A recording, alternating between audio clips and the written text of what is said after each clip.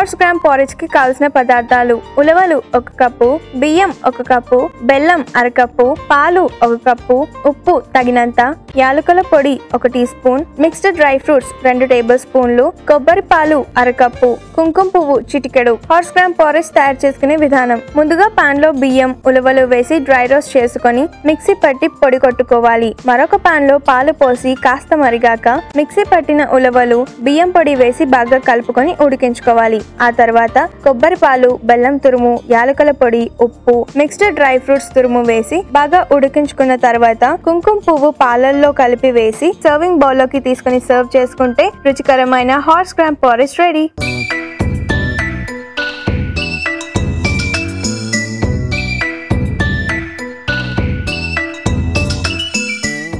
ఇప్పుడు యూట్యూబ్లో ఈటీవీ అభిరుచి ఛానల్ ఉంటుంది. దాన్ని సబ్స్క్రైబ్ చేసుకోండి. మన ప్రోగ్రామ్స్ అన్నీ మీకు వీలైన టైంలో చూసుకొని చక్కగా ఎంజాయ్ చేయండి.